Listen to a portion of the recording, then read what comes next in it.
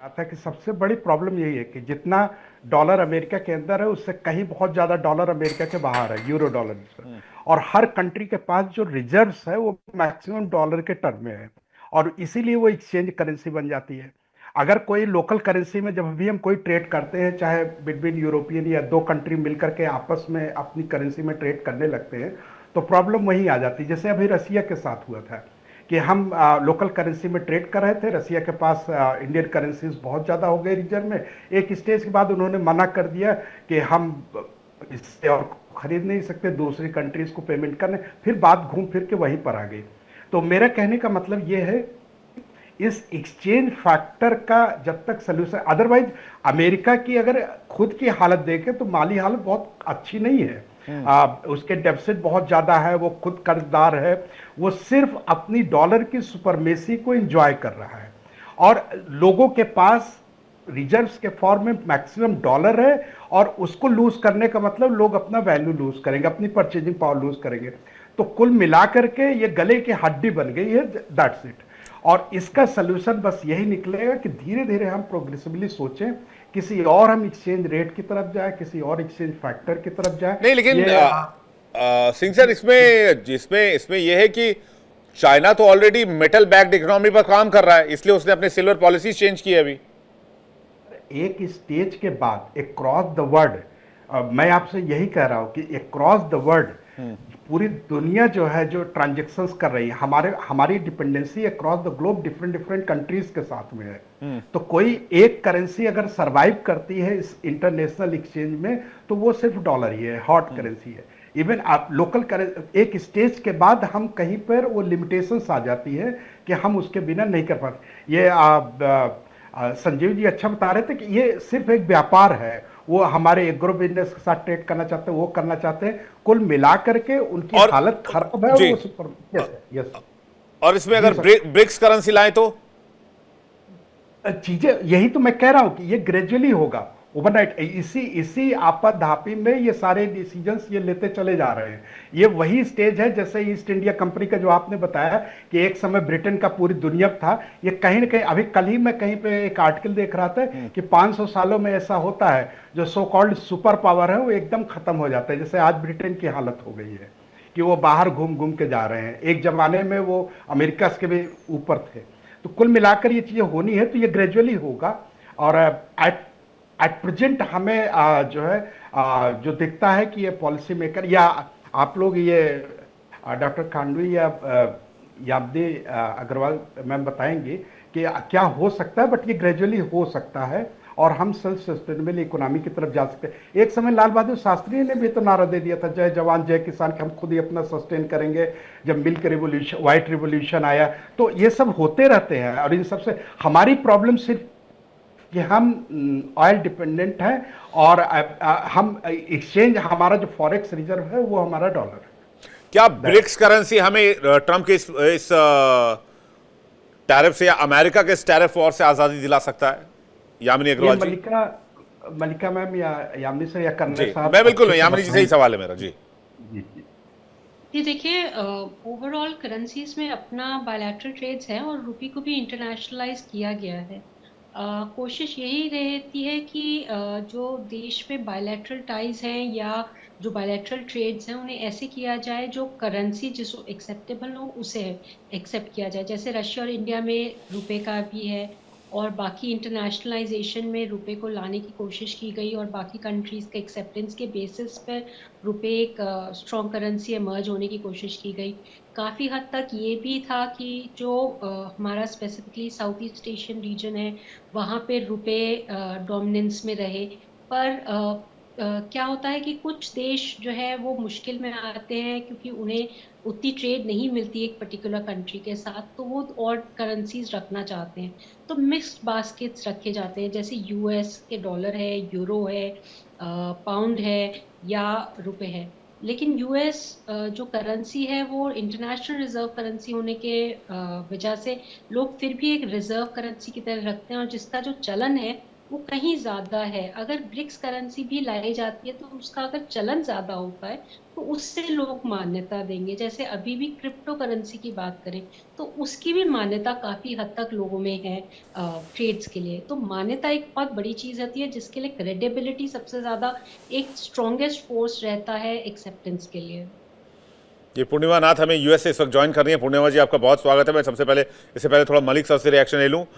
Malik sir, क्या BRICS currency अब आज की जरूरत, और दूसरा इंपॉर्टेंट सवाल कि क्या इन फैसलों से जो ट्रस्ट डेफिसिट अमेरिका क्रिएट कर रहा है, क्या वो खुद को डेंट कर रहे हैं ऐसे फैसलों से, क्योंकि ये एंटी डॉलर सेंटिमेंट पूरी दुनिया में बनाने में हेल्प करेंगे? मलिक सर। विवेक जी, ये बात बिल्कुल सही आपने बोली। देखिए, डॉलर की वजह से अमेरिका प्रभुत्व में है आज की डेट में। पूरी दुनिया के ऊपर अपनी धौंस चलाता है क्योंकि डॉलर स्ट्रांग है, डॉलर हर देश के पास है और डॉलर के अंदर मैक्सिमम लोग ट्रेड करते हैं। और डोनाल्ड ट्रंप इंडिया को ब्रिक्स के अंदर से तोड़ने की उन्होंने बहुत कोशिश करी पिछले सालों में, और ये भी कोशिश की कि इंडिया वहां से अपने आप को डिसोसिएट कर ले। क्योंकि देखिए, ब्रिक्स का 3 मेंबर देखिए ना, रशिया, चाइना और इंडिया, तीनों कसकर रशिया, चलो रशिया अब इस टाइम युद्ध में शामिल है, युद्ध में एंगेज्ड है। इंडिया और चाइना वो उभरती इकोनॉमी है जो वर्ल्ड की नंबर 2 और नंबर 1 ग्रोथ रेट पे चल रही हैं। और इतने सारे सैंक्शंस के बाद, जैसे कि मैम ने भी वही बताया, मलिका मैम ने, इतने सारे सैंक्शन के बाद हमारे ट्रेड बढ़ते जा रहे हैं क्योंकि हमने उनके ऑल्टरनेट रूट्स भी ढूंढे हैं, ऑल्टरनेट मार्केट भी ढूंढे हैं। और इसके साथ साथ अमेरिका जो कर रहा है, जो आपका दूसरा सवाल है कि अमेरिका जो ये एक्शन ले रहा है लॉन्ग टर्म में अपना नुकसान कर रहा है। हम अमेरिका की इकोनॉमी का इंटीग्रल पार्ट है आज भी। हमारे वहां पे आप देखिएगा, हमारे इंजीनियर्स, हमारे मैन पावर, हमारे सॉफ्टवेयर इंजीनियर्स, डॉक्टर्स वहां की इकोनॉमी की रीढ़ की हड्डी बन रहे हैं दिनों दिन। और उनकी सिस्टम के अंदर हमारा कंट्रीब्यूशन नेग्लेक्ट नहीं किया जा सकता। अगर आप इस तरह के एक्शंस लेंगे तो आप अपने को ही अल्टीमेटली हार्म करेंगे। आज क्या हो रहा है कि जो आपने जो टैरिफ लगाए, जो 50% और हमको पनिशमेंट टैरिफ दिया 25%, 25 प्लस 25, उसके कारण अमेरिका के अंदर ही एक आवाज उठनी शुरू हुई है। और जो मागा टीम थी, ये मागा टीम का रिजल्ट है कि जो उनको कहते हैं कि वो सुनते किसी की नहीं है, पर इसके पीछे मागा टीम, डीप स्टेट टीम काम सारी करता है। जो सामने दिखता विवेक वो होता नहीं है। चाहे इकोनॉमिक्स वर्ल्ड लेवल पे इकोनॉमिक्स ले लीजिए, जियोपॉलिटिक्स ले लीजिए, बहुत कुछ पर्दे के पीछे चलता है। और इंडिया उनकी आंख में इसलिए खटक रहा है कि यूएस जो है वो इंडिया को डी डॉलराइजेशन का नेता समझता है आज की डेट में, और ये सोच रहा है कि इंडिया तुम्हारी बात नहीं मान रहा है। जहां जहां उन्होंने इंडिया को अपने पक्ष में लाने की कोशिश करी, इंडिया ने अपना खुद का स्टैंड लिया। और ये बात क्लियर है आज की डेट में। मतलब मैं बार बार एक चीज को अक्सर अपने सेंटेंस में दोहराता हूं। देखिए, 10 साल पहले प्राइम मिनिस्टर साहब ने एक चीज कही थी, ना ही झुका के बात करेंगे, ना ही आंखें दिखा के बात करेंगे, आंखों में आंखें डाल करें। देखिए, ये बात पे ये शब्दों पे मत जाइए, इनका मीनिंग जानिए। इकोनॉमिक फ्रंट ले लीजिए, डिफेंस ले लीजिए, अपना कोई भी ऐसा डोमेन ले लीजिए कि देश अपना आत्मनिर्भर की तरफ बढ़ चला है, और वो ऐसे फैसले ले रहा है कि जो उसके नागरिकों के पक्ष में, उसके पक्ष में, चाहे रशियन ऑयल हो या डिफेंस मैन्युफैक्चरिंग हो या दूसरी मैन्युफैक्चरिंग हो। यही प्रॉब्लम आज रूस को हो रही, इसको यूएस को हो रही है। जी पूर्णिमा जी, आपने डोनाल्ड ट्रंप को जिताया अमेरिका में? आपने क्यों इतनी मेहनत करी? अभी वो फिर से टैरिफ की धमकी दे रहे हैं भारत को, और आप रिपब्लिकन पार्टी से हैं। डोनाल्ड ट्रंप को समझाइए कि भारत से टैरिफ वॉर में उलझने से कोई फायदा नहीं है। जी sir, thank you so much for having me. नमस्ते, जय हिंद। जय हिंद मैम। और सबसे बड़ी बात Purnima ma'am, we are 140 crore peoples market, और मार्केट ही सबसे बड़ी ताकत होती है। मिलिट्री पावर भी ताकत होती है, इसीलिए तो मिलिट्री पावर की स्ट्रेंथ प्रेसिडेंट ट्रंप ने बहुत अच्छे से बोल दिया कि हमारे जैसा मिलिट्री कहीं नहीं है। पहले तो हमें लगता था Pakistan is the military state, अभी तो अमेरिका भी मिलिट्री स्टेट बन चुकी है। मैं उनको मिलिट्री इंडस्ट्रियल कॉम्प्लेक्स नहीं बोलती हूँ, मैं उसको स्पेसिफिकली वर्ल्ड प्रॉफिटेरिंग इंडस्ट्री बोलती हूँ। It's basically east India company 2, ये इंडिया में ट्रेड करने गए थे ना ईस्ट इंडिया कंपनी के सर्टिफिकेट लेके, फिर उसके बाद इंडिया को रूल। मुझे कभी कभी आपकी बहुत चिंता होती है, इतना खुलकर बोलते हैं आप, कहीं आइस के एजेंट्स आपके घर ना आ जाएं। सर ज्यादा से ज्यादा क्या करेंगे, मुझे डिसअपीयर करवा देंगे, मेरे को फ्रेम करवा देंगे, आपको वापस इंडिया भेज देंगे। मेरे लिए तो अच्छा ही होगा, मैं आपको स्टूडियो बुलाकर डिबेट कर लूंगा। अब मेरे को इंडिया नहीं भेजेंगे, मुझे एल साल्वाडोर के जेल जेल में रखेंगे, टॉर्चर करेंगे। आप क्या बोल रहे हो? आप सही अच्छे अच्छे बोल रहे हो।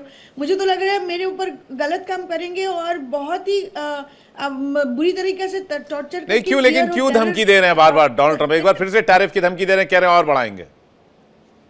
क्योंकि बंद नहीं होने वाला है, क्योंकि America doesn't want anybody to be its equal. They want everybody to be subordinate. China हो, इंडिया हो, रशिया हो, वेनेजुएला हो, क्यूबा हो, कोलंबिया हो, निकारागुआ हो, कोई it doesn't matter who you are, कौन से कॉन्टिनेंट में हो, कौन से सॉवरेन कंट्री की कॉन्स्टिट्यूशन में हो, कौन से पार्टी को, कोई फर्क नहीं पड़ता। America is the supreme power. और यहाँ पे डेमोक्रेट लीडर बैठे हुए या रिपब्लिकन लीडर बैठे हुए, उनके एक ही एजेंडा है। तरीका डिफरेंट हो सकती है लेकिन गोल एक ही है, एजेंडा एक ही है। और मॉडस ऑपरेंडी में आपके घुस में अंदर घुस के एनालाइज करोगे तो उसमें भी आपको सिमिलरिटी मिल जाएगी। तो यहाँ पे it's nothing to do with drug war और वेपन ऑफ मास डिस्ट्रक्शन और communism. It's about supremacy of America, it's about imposition of American supremacy and hegemony and colonial power. इसीलिए मैं उसको बोलती हूँ कि ये ईस्ट इंडिया कंपनी 2.0 है। ये literally colonial power of America है। पहले ब्रिटिश करते थे ये काम, अब अमेरिका कर रहे हैं। No other difference. अभी खुल के हम इसीलिए बोल पा रहे कि हमारे हाथ में सोशल मीडिया आया था, तब के ज़माने में नहीं था। लोग नहीं बोल रहे थे, डर रहे थे। हमारे जैसे लोग जिनके पास ना फाइनेंशियल सपोर्ट है ना पावर है, फिर भी हम लोग कहे तो रहे। लेकिन मोदी के जैसे तो पावर है, मोदी जी के पास पावर है, उनके पास पोजीशन है। आपको वो समय आ चुका है जो मोदी जी वो बात कहे। पहले का जमाना जहाँ जहाँ पे था ना, नॉन अलायंस स्ट्रेटेजी, हम लोग कुछ स्ट्रॉन्ग स्टेटमेंट भी नहीं डालेंगे। अभी समय आ चुका है, स्टेटमेंट भी डालिए, एक्शन भी करिए। Because at the end of the day AI is going to control you. And हमारे पास आगे सोशल मीडिया अभी तो है, बोल तो रहे हैं, हमारे ऊपर एक्शन तो लिया जाएगा। जी। Dissent is not going to be tolerated in America. क्या चांस दिखा सकते हैं हम? ये बड़ा बड़ा क्वेश्चन है आपका, मैं यही क्वेश्चन लेके वापस जा रहा हूं बाकी गेस्ट के पास। मलिका, क्या चांस ले सकता है भारत?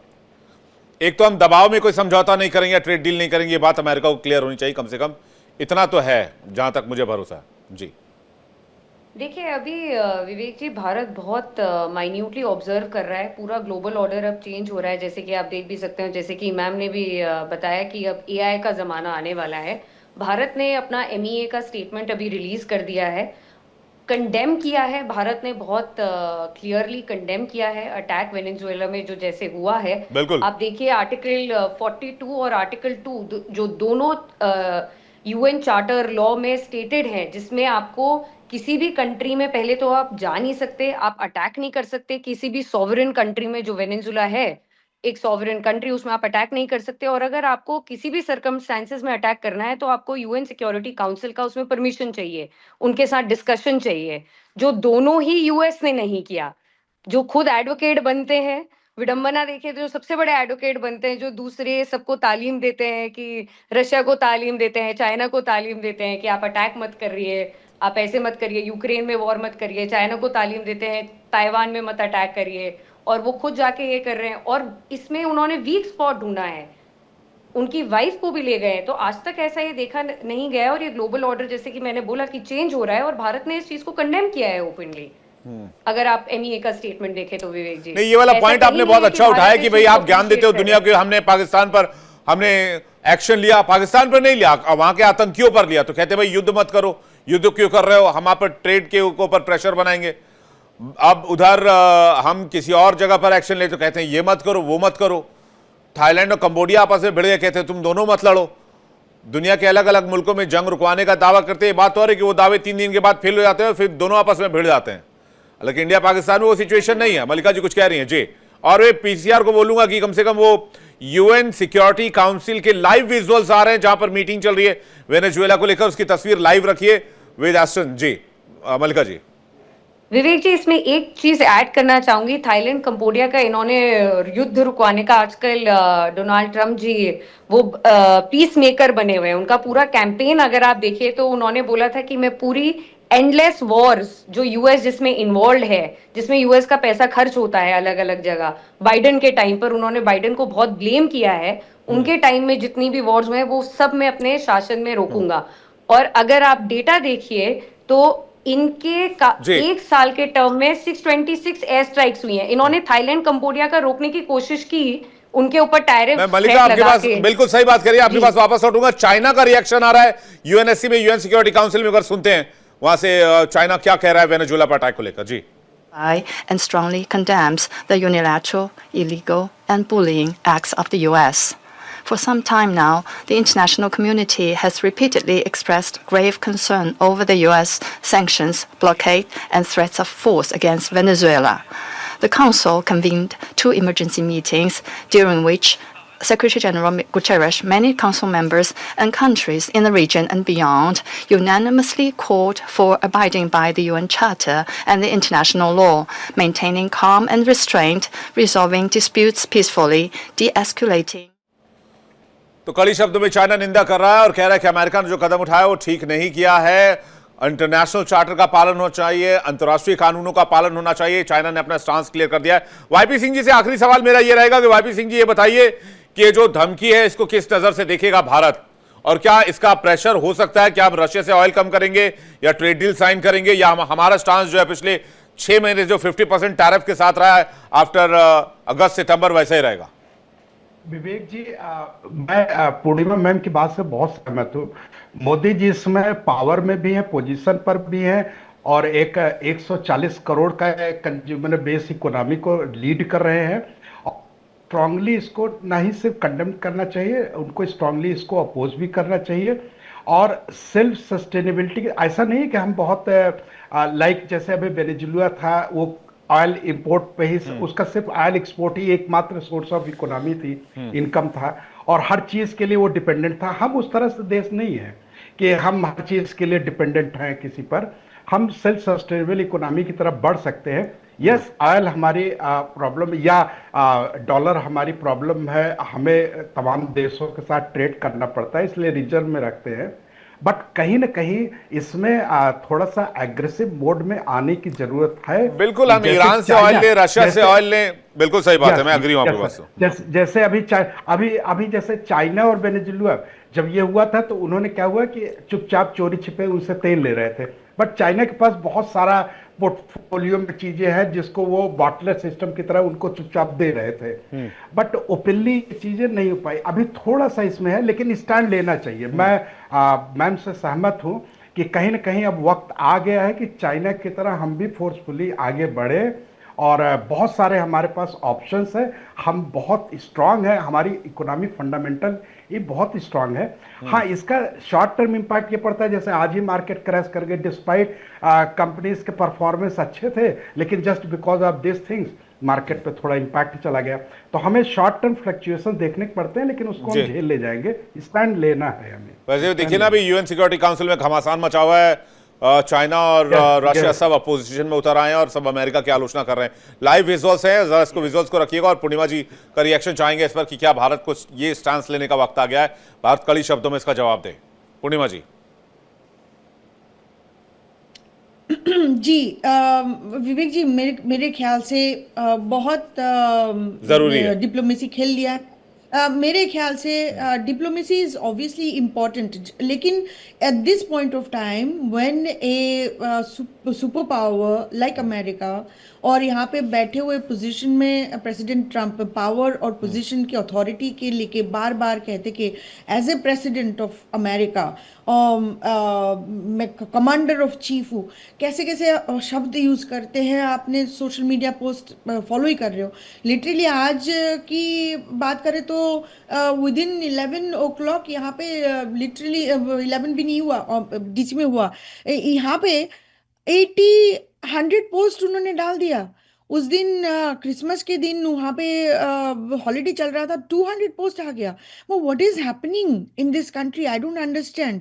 आई mean there is no restraint at all. He is been given that, खुला छूट दिया गया, आप कुछ भी बोलो, कुछ भी करो, हम आपके साथ हैं, और ये मगा वर्ल्ड है भाई। हमें आपको मैंने भी वोट किया था, आपको मैंने भी सपोर्ट किया, हमारे जैसे लोग भी आपको सपोर्ट इसीलिए किया था कि आपने अमेरिका फर्स्ट की एजेंडा और झंडा लगाने की बात किए थे। उसका मतलब नहीं है आप हर जगह में जाके अमेरिका की झंडा लगाओ। आप अमेरिका झंडा यहाँ पे लगाने का मतलब ये है कि बॉर्डर सिक्योर करोगे, यहाँ पे क्राइम को एड्रेस करोगे। लेकिन हुआ क्या है उल्टा, हर कंट्री को जाके इंसल्ट करने लगे, whether it is Nigeria, south Africa, India, Venezuela, Russia, China, सबकी चल रही है। आप तारीफ तो लगा रहे हो इंडिया के ऊपर रशियन ऑयल की, लेकिन चाइना के ऊपर नहीं लगा रहे हो। अब तो हिपोक्रेसी के नहीं आफ्टर यार, लगाना है हिपोक्रेसी हो खुद रही के है। ऊपर आपने लगाई ना, क्वेश्चन खुद भी तो $3.5 बिलियन का व्यापार करते हैं, 3 से $3.5 बिलियन का, लगभग 65 से $70 बिलियन का व्यापार पूरा यूरोप करता है। यूरोप और अमेरिका को जोड़ दिया जाए तो तकरीबन वो 72-73 बिलियन का व्यापार करते हैं, हम $60 बिलियन का व्यापार करते हैं। हमारा तो व्यापार आप चाइना यूरोप और अमेरिका से कम है जो रशिया से यूरोप और अमेरिका मिलकर व्यापार कर रहे हैं, और जंग भी वही दोनों लड़ रहे हैं, लेकिन और वॉर को फंड भी वही लोग कर रहे हैं। यूक्रेन को कौन फंड कर रहा है?